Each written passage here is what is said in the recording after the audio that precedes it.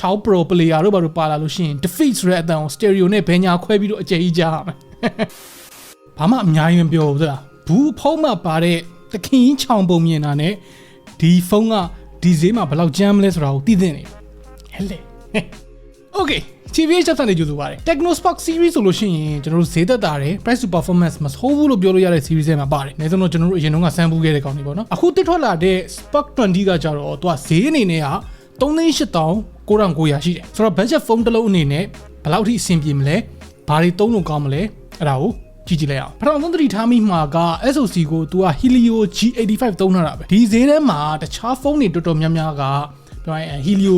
G35 to P35 to Unisoc T606 အဲ့လိုကောင်မျိုးတွေသုံးတာများတယ် G85 ကအဲ့လို SoC နဲ့ရှင်လိုက်လို့ရှိရင်တော့ performance တိတိတသားပိုကောင်းတဲ့အနေအထားတစ်ခုရှိတယ်၄သိန်းအောက်နဲ့ mobile legend လို game မျိုးတွေဆော်လို့ရလောက်မဲ့ SoC ပေါ့နော်ကျွန်တော် sensor ကြည့်တဲ့အခါမှာလည်း frame rate ကို high graphics က smooth နဲ့ battery ဆိုင်တဲ့အချိန်မှာလည်းမထစ်ဖဲနဲ့ကောင်းကောင်းဆော်လို့ရတယ် graphics ကို medium လောက်နဲ့အထက်တင်ဆော့မယ်ဆိုရင်တော့ဖုန်းလေးကပူလာလို့ရှိရင်နည်းနည်းလေးထစ်ချင်တယ်။ဘာပဲဖြစ်ဖြစ် game ဆော့လို့လုံးဝအဆင်မပြေနိုင်တဲ့ဒီ Helio P35 တို့ G37 တို့ G35 တို့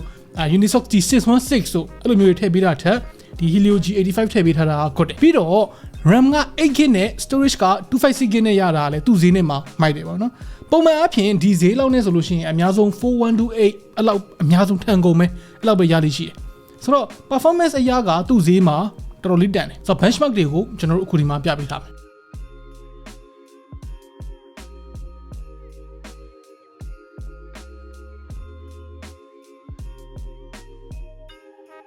ဆိုတော့ဒီဖုန်းရဲ့အဓိကအားသာချက် performance ပြီးတော့ design ပိုင်းပေါ့နော် design ပိုင်းကတော့အခုမြင်ရတဲ့အတိုင်းပဲဆိုတော့တော်တော်လေး boxy ဖြစ်တဲ့ design လေးနဲ့လာတယ်အဲ့တော့နည်းနည်းလေးကြီးတယ်ဆိုတဲ့ခံစားချက်မျိုးလေးခံစားရတယ်အဲ့သူ့မှာကတုံးရတာ plastic bag တွေ plastic frame တွေပဲဖြစ်တဲ့အတွက်လက်ထဲမှာကန်ရတာကတော့ထင်ကောင်းကြီးမလေးဘူးအထူးကတော့ဒီကောင်မှာ 8.5mm ရှိမယ် Tecno Spark ဆိုတဲ့စာသားလေးပါတယ်ဆိုပေမဲ့သူကဖုန်းရောင်နဲ့သူက blending လေးဖြစ်အောင်လုပ်ထားတယ်ရိုးရိုးနော်လေးပေါ့နော်တေချာကြီးမကြည့်လို့ရှိရင်မမြင်ရဘူး minimal ဖြစ်တယ်လို့ပဲပြောရမှာပေါ့နော်ဒါပေမဲ့သူ့ရဲ့ camera bump နဲ့ camera နှလုံးရယ် flash ရယ်ကိုထည့်ထားတဲ့ပုံစံကတော့ minimal မဖြစ်ဘူးမြင်တဲ့အတိုင်းပဲတော်တော်လေးကြီးတယ်ပြူပြတဲ့နိုင်တဲ့အပြင်ကိုဒါ camera bump ဘောင်တွေကို metal ring တွေနဲ့ကွတ်ထားသေးတယ်သူ့ရဲ့ back cover glossy မဟုတ်ဘဲနဲ့သူ matte finish နဲ့ဆိုတော့လက်ရပါညာတော့မထင်ဘူးပေါ့နော်အဲ့ချက်လေးကတော့မိုက်ပြီးတော့အနောက်ဘက်က texture ကလည်းကျန်းရှာလေးနည်းနည်း sandpaper ဆန်မျိုးလေးပေါ့လက်ထဲမှာကင်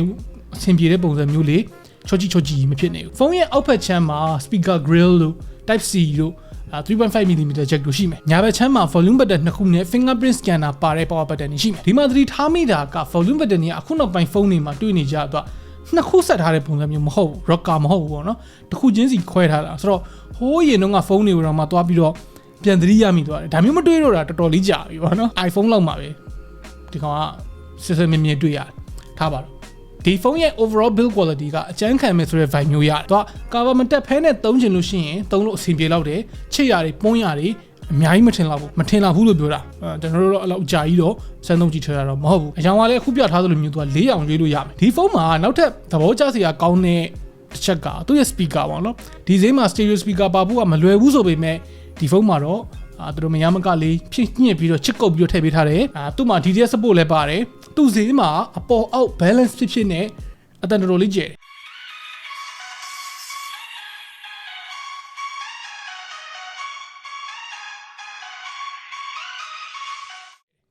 clear လည်းဖြစ်တဲ့လောက်ဖြစ်တယ်ဆိုတော့ဒါက budget phone တစ်လုံးအနေနဲ့တော်တော်လေးကောင်းတယ်ပေါ့နော် game ဆော့တာပဲဖြစ်ဖြစ်ရုပ်ရှင်ကြည့်တာပဲဖြစ်ဖြစ်ဒီ speaker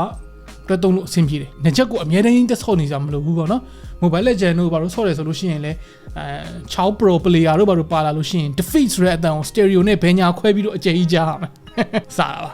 Chou ဆိုတာ low rank နေမှာဆေးထိုးသလောက် high rank နေပြိုင်ပွဲတွေမှာတော့တကယ်ကျန်းတဲ့ hero နော်လူကြိုက်များတဲ့ hero ပေါ့အဲ့ဒါကြောင့်မလို့လဲ skin တွေ share ထုတ်ထားရတာအခုဒီ Spark 20မှာလဲ MLBB နဲ့ collab လုပ်ထားတာဖြစ်တဲ့အတွက်တော့ဘူးမှာ Chou ပုံထည့်ထားတဲ့အပြင်ကိုဖုန်းမှာကပ်ဖို့အတွက် sticker လေးတွေလည်းပါတယ်ကျွန်တော်တို့ sticker မှာတော့ Chou Cloud ပြီးတော့ Min Sita အဲ့ကောင်လေးပါတယ်ပေါ့နော်တခြားဖုန်းတွေမှာတော့ sticker တွေက hero တူလားမတူလားဒါတော့မပြောတတ်ဘူးဖုန်းတိုင်းဒီ hero ပဲပါမှာလားကန်ဆယ်မဲ့နှိုက်တယ်လို့နှိုက်ရမှာအဲ့ဒါမပြောတတ်ဘူးပေါ့နော်ဒါပါတော့ဖုန်းဘက်ကိုပြန်ဆက်မယ်သူရဲ့ display က 6.56 inches 720p 90Hz LCD သူ notch နဲ့မဟုတ်ဘဲနဲ့ punch hole နဲ့ဖြစ်နေတာကလည်းအားသာချက်တစ်ခုအနေနဲ့ထည့်ပြောမယ်ဆိုလို့ရှိရင်ပြောလို့ရတယ်ဈေးကြောင်ပေါ့နော်ပြီးတော့သူ့မှာအဲ့ punch hole ကိုသူ dynamic port လို့ခေါ်တဲ့ software feature နဲ့တွဲလိုက်ပြီးတော့ punch holder တစ်ဝိုက်မှာ charging သွင်းနေတဲ့အချိန် percentage ပြပေးတာတို့အားနည်းနေရင်ပြပေးတာအဲ့လိုမျိုးအသုံးဝင်တဲ့ information လေးတွေပြပေးတာမျိုးလေးတွေရှိတယ်ဒါမျိုးလေးတွေပါတာကိုကြိုက်တယ်ဆိုလို့ရှိရင် budget phone တစ်လုံးအနေနဲ့ software support အနေနဲ့မှလည်းဒါမဆိုးဘူးလို့ပြောလို့ရတယ်ပေါ့နော် display ရဲ့ panel quality ကတော့ color contrast တွေမှာနည်းနည်းလေးဖြူရောနော်ဖြစ်တယ်ဖြူရော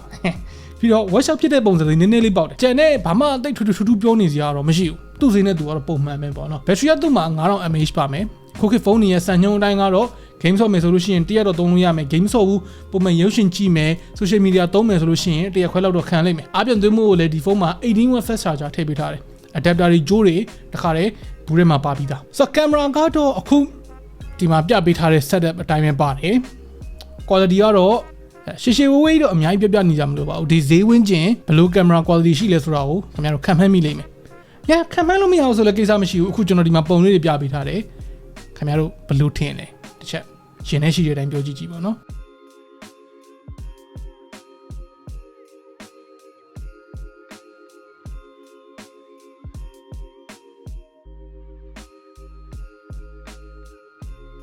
ဆိုတော့အဆုံးသတ်အနေနဲ့ပြောရရင်ဒီဖုန်းကငွေအများကြီးမသုံးချင်ဘူးပေါ့နော် budget နည်းနည်းနဲ့ performance ကိုအရန်ကြီးမနှေးချင်ဘူးဆိုတဲ့သူတွေအတွက်အဆင်ပြေတယ်ပြောရရင် Helio G85 ကဟိုးရင်ခက်က lower mid range ဖုန်းတွေမှာပါတာဆိုတော့budget unisoc SoC တွေပါတယ်နဲ့ရှင်လိုက်လို့ရှိရင်သူ့အနေထားတစ်ခုမှာတော့ရှိနေသေးတယ်ဆိုတော့ game တွေပါဆော့မဲ့ကလေးတွေအတွက်ဝယ်ပေးတာပဲဖြစ်เนาะလူကြီးတွေ social media သုံးမယ်ရုပ်ရှင်ကြည့်မယ်အဲ့ဒါမျိုးတွေဝယ်ပေးတာမျိုးပဲဖြစ်ဒီဖုန်းကအဆင်ပြေနိုင်တယ် storage 256GB ရတယ်ဆိုတော့ရုပ်ရှင်တွေအများကြီးထည့်ထားပြီးလို့ရမယ်အဲ့လိုမြင်နေပါတော့ဆိုတော့ခင်ဗျားတို့ဒီဖုန်းကိုဘယ်လိုမြင်လဲဘူးကွန်မော်ကချောင်းကိုတပတ်ကြလားအောက်က comment ထဲမှာခင်ဗျားဆွေးနွေးခုံသွားလို့ရပါတယ်နောက်နေ့မှတွေ့တော့